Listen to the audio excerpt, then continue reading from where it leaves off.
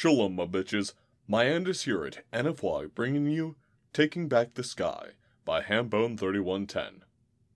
As a side note, I should probably start actually putting these into a playlist so that you have all the Javer shit. I should also change the titles to say that it's Jenkinsverse, numbers 1 through 6. 1 year and 7 months after the Vancouver attack. One broadcast. Awe, respect, statement. The Alpha of Alphas is here. Another broadcast. Anticipation, glee, eagerness. The first human meet to the Alpha of Alphas, ma! The Alpha of Alphas broadcast. Rebuke. The quarry is dangerous. Remain focused. Chastened. The brood guard fell into line respectfully around and behind the Alpha of Alphas as it emerged from its vessel.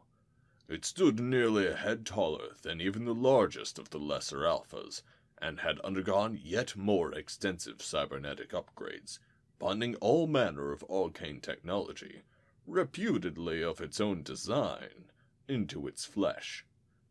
The result was a mountain of metal and seething power, with 7 blinking eyes gazing balefully out at the world of prey around it, covering all angles, never resting. Despite its size and bulk, the Alpha of Alphas moved in almost perfect stalking silence, a display of its long experience and skill as an apex predator.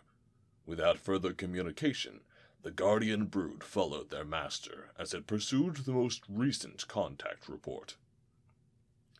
They paused as the lights flickered, and an instant later, the deck heaved and rang to another impact.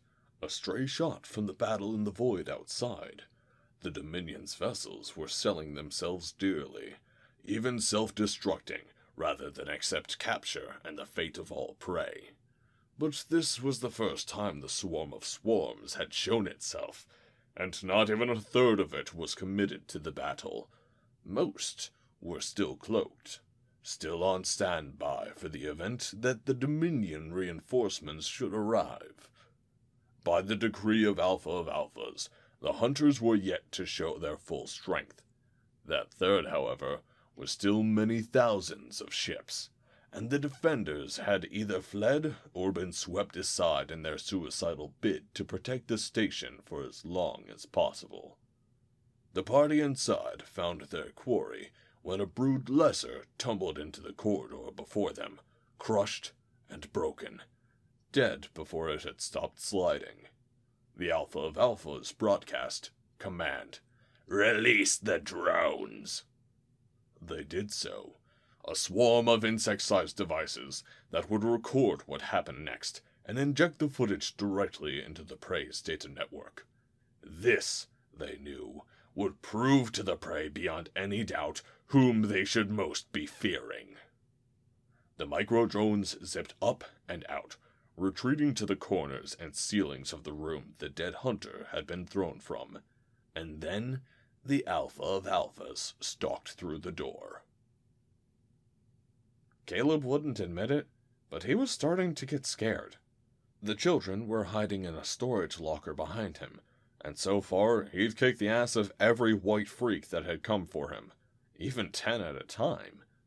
But he was tired, exhausted even, punch-drunk from so many weak-ass ray guns, floating on a shaky sea of stale adrenaline, bleeding from his nose and ears, bruised over practically every inch of his body.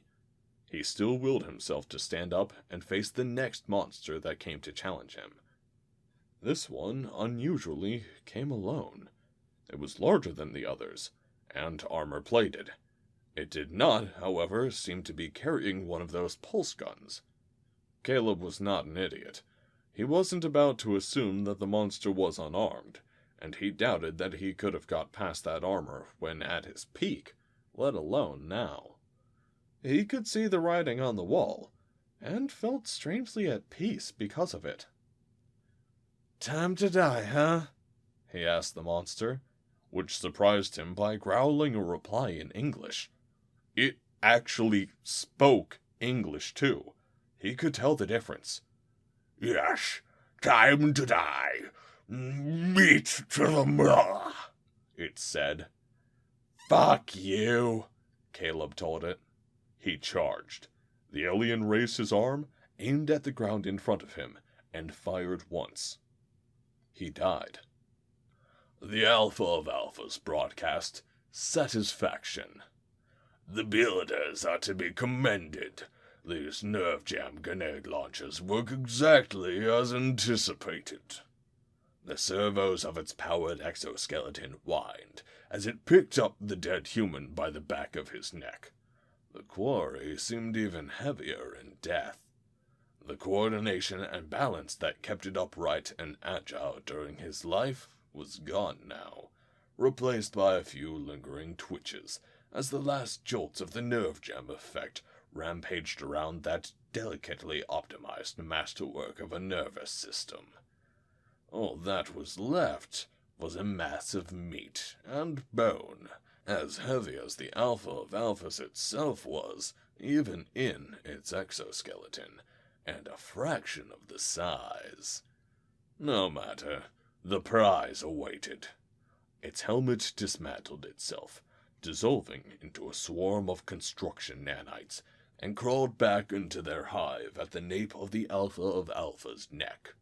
It considered its limp prize for a second, and then opened its jaw as wide as they would go, bit into the human's throat with all the strength it could muster, and, with some effort, ripped free a mouthful. The meat was indescribable, dense, lean, rich, full of that indescribable spark of sentience. It exceeded even the Alpha of Alpha's most extravagant fantasies. Ecstasy! Meat to the maw! The cry was taken up among the brood. It spread to the swarm, and from there to the swarm of swarms, and through them every hunter in the galaxy. The first great hunt had been successful. 2 years and 5 months after the Vancouver attack, Captain Riley Jackson. It was a good name. She hoped that she would be remembered for earning this mission on skill and merit, rather than being sneered at as a diplomatic bit of political correctness, given the job just because she was a black woman. It was a crazy mission. She'd gone to church, said her prayers, prepared herself as best she could. There was a non-zero chance that things could go horribly wrong, but all test pilots knew that. You just had to trust your sled. Houston, Pandora, final checklist complete, she intoned, her tone steadier than she felt. Copy, Pandora. There's no window here, Riley, so just go whenever you're ready. She knew that her flight operator down in Houston was probably just as scared as she was, but there was that voice, the calm and steady one that said everything, no matter how dramatic, with perfect clarity and confidence. She knew that even if she disintegrated in a few seconds, that professional tone would never crack. She could become a smear of plasma across half the heavens, and add her name to the victims of humanity's odyssey, and that voice would coldly describe her demise as a malfunction. In its way, that was comforting. Houston, Pandora, let's take back the skies. She allowed herself a smile of triumph at not repeating Armstrong's mistake and choking on her big quote. Still congratulating herself, she pressed the button. 2 seconds and 1 billion kilometers later, with a ferociously ecstatic whoop, Riley Jackson entered the history books as the first human being to outrun light. Jenkins' bar erupted. The entirety of the Scotch Creek base staff had crowded in to watch the moment when their 2 years of hard work had paid off. And paid off it had, in style. From Claude Mathieu's breakthrough in electrostatic field emitters that had allowed Pandora to fly on gargantuan weightless wings of pure force field and boost itself into space for a fraction of the expense required by a traditional rocket, to Ted Bartlett unraveling the secrets of space-time field distortion technology, and inventing a distortion drive that actually worked on a reasonable budget of energy, without any awkward relativistic time dilation, and without ripping apart the sun in the process. General Tremblay smiled indulgently as the crowd of ecstatic scientists formed a circle with their arms around each other's shoulders and launched into a drunken, cacophonous rendition of We Are the Champions. Heck of a day! He turned to Kevin Jenkins, who had been the one to start the song on the bar's music system. He had fit into the bass perfectly, falling comfortably into his niche as the Scotch Creek Research Facility's resident purveyor of alcohol, caffeine, filling food, and televised sports matches. Probably 2/3 of the major breakthroughs at the base had taken part over coffee and bacon cheeseburgers at the bar's increasingly scuffed wooden tables. Heck of a day, Tremblay agreed, trying to make it sound like his heart was in it. Jenkins just handed him another coffee, black, 2 sugars, with an expression that said he could see straight through the general's attempt at positivity. He was as bad as Dr. Sung sometimes. Shitty time for a divorce, General, Jenkins said. Check that. Jenkins could be far, far worse than the doctor sometimes. He didn't have a professional code of conduct stopping him from being blunt. How do you guess? It doesn't take a rocket surgeon, Jenkins told him. You've been sitting there staring at your wedding band, looking like you took a dump and found a kidney in the bowl. Is there such a thing as a good time for a divorce? Tremblay asked. Jenkins thought about it. When you wake up in the morning after a night out on Vegas, and there's a shaved orangutan in your bed. Tremblay couldn't resist it. He laughed. Jenkins gave a satisfied nod. How long were you married? He asked. 10 years. Stefan's a great guy, and I love him so much it hurts, but, he wanted me to retire and adopt a couple kids with him. But then Rogers Arena, this base. Tremblay sipped his coffee and trailed off. Life happens, man, Jenkins told him. At least it's not boring. Be a whole lot worse for you if you were moping around at home, lovesick, and not knowing what to do with yourself. True. At least I can focus on my work. Tremblay smiled at that, his first genuine smile of the day, as he looked at the big screen on the wall where Mission Control at Houston was just starting to settle down from its jubilation and get back to work. And we did good today, didn't we? You did damn good, man, Jenkins said. Sure, that kid Jackson's the name everyone will remember, but she'd never have got up there without you. Hell, it was you persuaded the treaty members to unify their space programs. I guarantee that Pandora would never have been funded without that. Tremblay nodded and put his drink down. Thanks, Kevin. I needed that. Any time, Martin. She has been in there for 2 months now. We think she managed to tap into a water pipe, and from the smell, she maybe even set up a dizzy rat farm in there, and she refuses to come out! Would you, when the galactic news is full of members of your species being thrown out the airlock? Look, we weren't going to do that. We were just going to, evict her. Give her a little ship and some nutrient spheres and point her towards a nice Class 11 somewhere. She's from a Class 12, right? She should have no problem surviving there. Kirk issued the equivalent of a frustrated sigh. Like all Retiktik-Kapitch, he was fond of his Vistik cousins, but they really were as dense as a bag of gold sometimes. I did research on this one. She used to sell insurance before the courtier took her. She used to sit in an office with a headset on, talking to people over audio comms. On her days off, she used to fashion garments out of spun animal hair, and went swimming in a heated, disinfected pool. She may be native to a Class 12, but frankly I think she might have starved to death on a Class 6, he said. A thought struck him, and he chuckled. They abducted her on the way home from that pool, actually. Think she knows where her towel is? Her towel? I don't. Nobody ever. In joke, never mind. It was hard being a fan of human literature sometimes. Okay, well, I don't know how you're even going to get her out of there. Nobody can fit in there except for maybe a Gowian or Cordy, and even if they could, she's human! She broke a security officer's leg accidentally. Oh, it's okay. I think she just needs to see a friendly face. The Vistic security officer looked up as the door cycled to admit Maria, Heidi, and Steve, the latter of whom flipped a jaunty mock salute at the stunned officer, before stooping slightly and presenting his linked hands to boost the two women up into the open ventilation duct, below which Kirk and the officer had been conversing. He leaned against the wall and waited, watching the tall blue being with an unsettling binocular gaze that seemed to flicker all over him, taking in every detail. You brought more? 22 more, to be exact, Kirk said, secretly enjoying himself. Don't worry, they've all got disease suppression implants.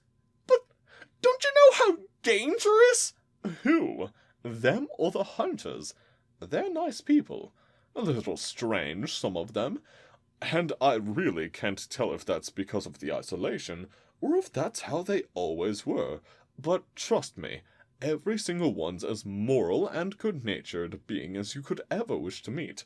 And the hunters don't have the first clue of my little flying sanctuary, so far as we know.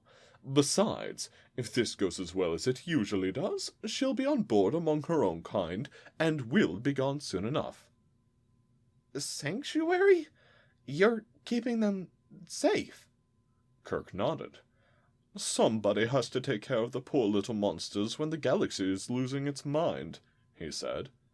There was a scuffle from the vents, announcing Heidi and Maria's turn. Behind them was Abigail, the woman they had come to rescue.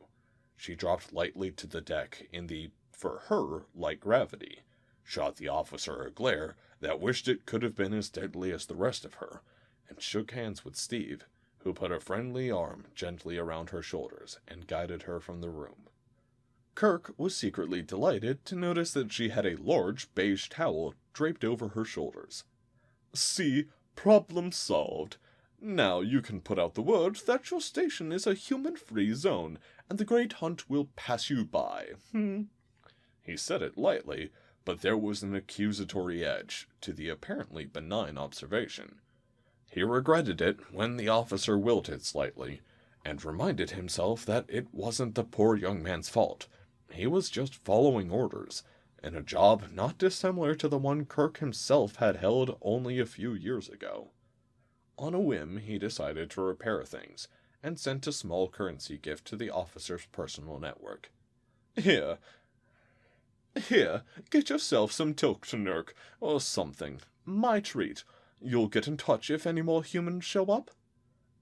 The officer offered a defeated gesture of assent. Sure, yes, I will. Good, thank you. It's been a pleasure. He swept from the room. Behind him, the pressure of sheer charm that he'd been keeping up the whole time slowly deflated. The security officer recovered himself enough to glance at his personal funds, the ceiling vent, and the door. What the shirt? He muttered. Okay, I've seen some fast talking in my time, but you had that guy just swallowing every word you said in seconds of meeting him, Heidi commented during the walk back to the sanctuary. How'd you do that? Vistic have an instinctive respect for the judgment and intelligence of my own species, Kirk explained. All you have to do is keep talking in an amiable, I know everything about everything tone of voice, and they'll agree to sell you their sister if you keep it up long enough. You're shitting me. Exaggeration, Kirk allowed. But they really do grow up with the idea that we're the smart ones. That builds a degree of innate respect and trust. The sanctuary had been modified yet again since the Hunter ultimatum. growing 3 rings of cabins that encircled the reactor, enough for 4 times its current population. Given that they were sized for average species, they were huge by human standards. The beds large and luxurious, with plenty of room for floor exercises. Kirk had permanently set the gravity, temperature, and pressure on those decks to mimic sea level on Earth, and left the human passengers to their own devices. 3 of the 23 now, only rarely showed their faces, preferring to lurk up in the cabins and avoid him.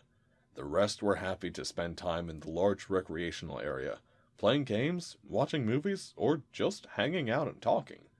He was pretty sure there was a fair amount of sex going on in the cabins, too. Months or years of isolation without seeing others of their own kind had left many of the refugees with unresolved tensions that they were vigorously and gladly resolving. Kirk had started researching human sexuality long ago, when the observatory was first established. What he found had initially disturbed him, and then later made him jealous.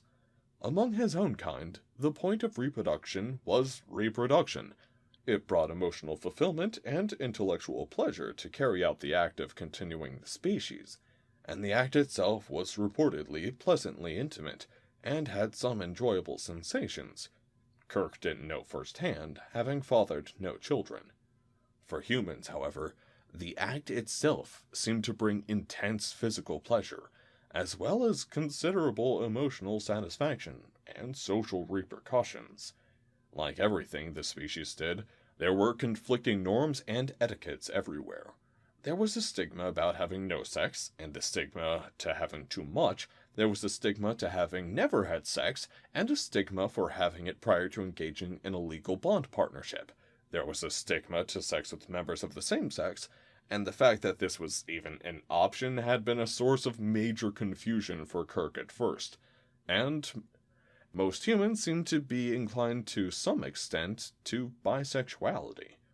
Then there were gender identities, ones that correlated with biological sexes, ones that directly opposed them, and gender identities that had nothing to do with either the available biological options at all. The whole thing was bewildering and strange, but also exciting, and made Kirk feel a little envious. He had long since realized that for all their physical impressiveness and mental agility, humans were still just as fragile as anybody else in their own ways. To learn that they had a whole type of pleasure available to them, which Kirk would never be able to experience for himself, felt a little unfair. He was wondering how it had helped them survive the conditions on Earth, when his train of thought was interrupted by a call from the ship. He had left Lewis in charge of the ship's sensors and comms. Kirk, man, we just got something pretty big news up here." Kirk hadn't yet managed to figure out if Lewis's speech pattern was due to permanent influence of a Cordy experiment, a lifetime of recreational narcotics, or just how he was. "Share it." News from Earth, dude. Looks like our guys just went FTL for the first time ever?"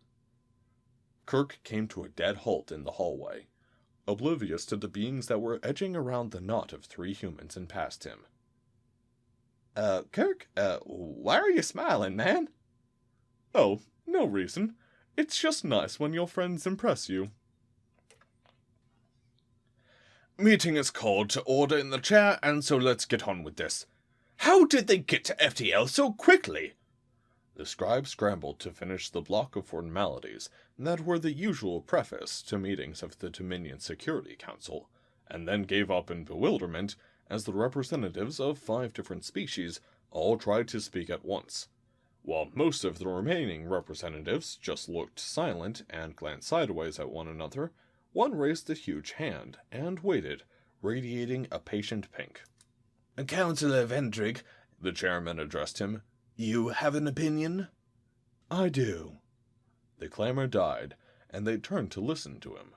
He took a moment to gather his shawl of office around his upper shoulders and strike a suitable statesman-like posture before launching into his explanation. We have reason to believe that a functional wormhole beacon may have been smuggled to Earth during the early years of the observatory program. Despite being moved outside of the barrier, the observatory still exists and has been monitoring space-time distortions around Earth and its near orbit. Among the many traces we found in the subcycles preceding the launch and test flight of this human craft were some that corresponded to the generation of experimental wormholes. Reverse engineering a working apparent linear velocity drive from the temporal stasis technology contained in Hunter assault pods would have yielded FTL technology ahead of schedule anyway, gentle beings. But when coupled with access to a working jump beacon... The Rollweir delegate interrupted him at that. "Jump beacons are useless by themselves," she pointed out. "For travel, maybe. For the purposes of learning the fundamentals of spatial distortion science, you could not ask for a better specimen technology," Vendrick explained calmly. The Gallian delegate, a venerable male with long streaks of white around his eyes and muzzles, spoke up. Need I remind the Council that while the reforms to Dominion law concerning the status of intelligent, non-FTL-capable species is still being negotiated, the law has always been clear that once a planetary civilization has successfully and safely caused one living member to travel faster than light, they are officially sentient and must be afforded the full rights and protections of a provisional member, he said. I must repeat that it is the official stance of the clans of Gao that the quarantine field is a crime against the human race and that it should be removed as soon as possible. There was a general equivalent of nodding and hear, hear. Vedric's flanks flushed a complicated medley of reds and purples. "In a purely personal capacity, Father Vian, I agree. I would like it on record that I voted against the proposal when it was first tabled in the Confederate Assembly," he said. "I was outvoted, and it remains beyond my power to countermand that decision." Kirk's replacement as the representative for the Vistic domain spoke up. "But it is not beyond your species' power to ignore the founding charter," she retorted. "The Confederacy is constitutionally obligated to remove that quarantine field." Vendrig clamped down on emotional luminescence, allowing a forthright gray, shaded in a firm dark orange, to show. "You are correct, of course. However—" He trailed off, searching for the correct way to phrase his next explanation. The courtier representative finally chimed in, deploying a careful "however" into the conversation at the precise moment it would do the most harm to his confidence. "However, the barrier cannot be removed," Vendrick explained. "It must be," asserted the courtier representative calmly. "I do not mean that my government is officially unwilling to remove it, though that is the fact in this case, but that we do not in fact have the ability to do so." This was met with an incredulous silence that he rushed to fill. "Humanity have attracted the ire of the hunters. FTL-capable sentients though they may be now, they lack the orbital defensive infrastructure to protect themselves from the swarm of swarms, should it descend upon an unprotected Earth. The best guess of our xenopsychologists is that the hunters are not afraid of humanity, but are instead jealous of them. The humans have, after all, attracted considerable attention and fear in recent cycles, and the best guesses we have into hunter psychology is that they view it as an imperative that they be feared. The existence of a species that we, their prey, apparently fear more than the hunters themselves is a direct affront to them. So dropping that barrier would likely result in almost inevitable genocide of a species that, for all their physical and mental tenacity, could not hope to survive a sustained orbital barrage." Again the courtier spoke up. "A morally sound reason," he said, making the words morally sound carry the same weight of emotional opinion as he might have said financially questionable. "So, Let's hear about your inability to remove the barrier. Your own experts designed it, did they not? Indeed, to defend our own systems from external military threats. Converting one into a containment barrier was done hastily, by the simple expedient of programming the emitter nexus to wrap itself inside its own field. Surely it can be deactivated? You must understand, Counselor, this was a defensive tool. The risk that it might be hacked and disabled by an appropriately skilled communications expert would have been a military liability. The device does not communicate with other systems via anything other than physical connection. The Cordy nodded understanding. Which is now impossible to establish thanks to the way it is contained within its own field. He sniffed with disdain. Rather an unfortunate oversight by your engineers. The sentiment was echoed around the table.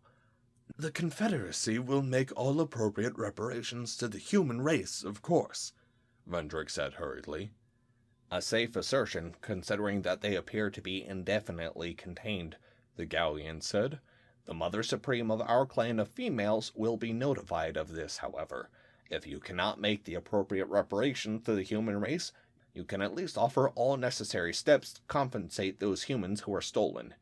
Here the furred counselor shot a glare at the Cordy representative, which the latter being totally failed to acknowledge. From their homeworld, and have taken up residence in the galaxy at large, and to those species and organizations that have taken it upon themselves to provide them with sanctuary and a place to live. Meaning Gal, I assume? The domain's representative noted, with all of a Reticticapitch's dry wit. Among others, the counselor agreed defiantly. She was about to offer a sharp retort when Vendrick held up one enormous hand, flanks shaded to indicate resignation. The Gauian representative speaks the truth.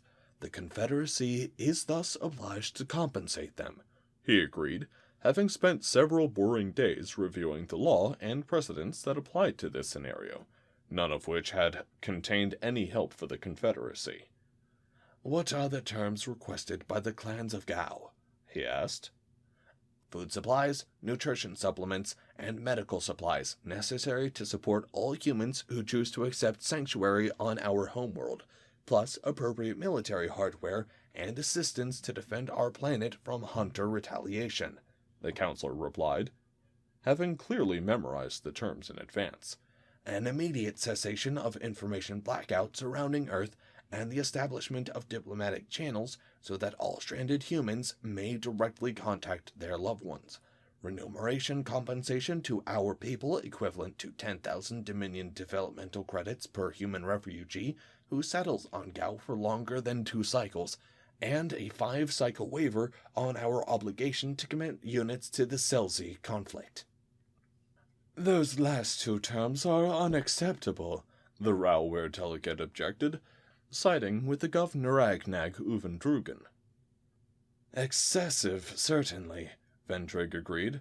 While the Governor Ag have no grounds to appeal the 1st, 2nd, and 3rd terms, my people have the right to negotiate over the penultimate term, and the last matter is for the Security Council. The chairman spoke. Then it is the ruling of this council that the Governor Agnag Uvendrugan Confederacy is to pay to the clans of Gao and to any other people or organization who harbor human refugees the following: food, nutrition supplements, and medical supplies to provide for that human's needs, military assistance and or hardware sufficient to realistically defend from hunter attacks. Furthermore, the Governor Agnag Uvendrugan Confederacy is required to permit ships to approach the Sol blockade and communicate with Earth, it said. The motions have also been tabled that the Confederacy is to pay 10,000 Dominion development credits per human refugee to any species or organization which protects them, with the motion's opposition requesting negotiation of that amount. As many as each opinion vote now. There were a few busy moments while each representative made their decision. The second motion is that the Gauian clan should be granted a 5-cycle waiver on military involvement in the Selzy conflict, with the opposition denying that motion outright. As many as each opinion, vote now. Again they voted. As to the first motion, being the 4,303rd vote of this council, there were 2 votes to the favor, 8 votes against, and 3 abstentions. The opposition has it, and the requested sum of credits will be renegotiated. The chairman sounded the little chime that ceremonially marked that a decision was complete. As to the second motion, being the 4,304th vote of this council, there was 1 vote in favor, 12 votes against, no abstentions. The opposition have it, and the motion is defeated. The second chime was the signal for the council scribes, aides, and messenger drones to zip about the place in a frenzy of activity. The chairman raised the ceremonial rod and spoke slightly louder about the noise. This council session will now recess until the next standard diurnal period. 2 years and 7 months after the Vancouver attack. Civilian vessel, this is Confederacy destroyer Vagarog Uver Unik. Identify yourself and state your intentions. Vagarong Uver Unik, this is Yacht Sanctuary, requesting permission to approach the broadcast point. Permission granted, Sanctuary. You are cleared for 1 burst transmission of no larger than 3 terabytes. Acknowledged, Vagarong Uver Unik. Thanks to the convenient relay offered by a Cordy communications monitoring station that had been installed 20 years previously, it was a trivial matter for the Sanctuary to squirt a total of 25 videos to Earth. 24 of them were from human refugees, many of them tearful as they finally took the chance to relieve their loved ones' fears. The 25th was from Kirk. Kevin, I hope this finds you still alive and complaining. I know for a fact that you're well wrapped up in whatever's going on down there. You see, I knew about the jump beacon. The one you stole was trash, by the way, so I snuck a working replacement into your bag. Glad to see it worked as planned.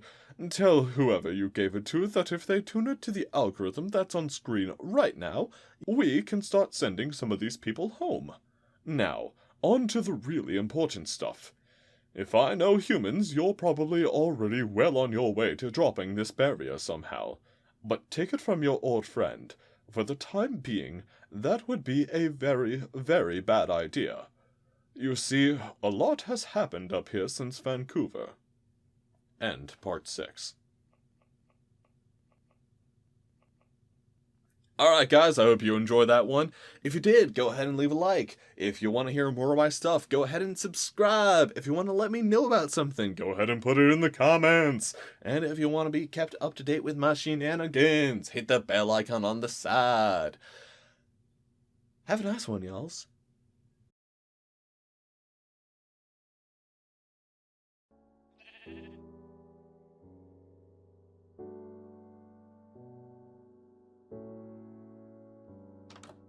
We need to build a wall, and it has to be built quickly.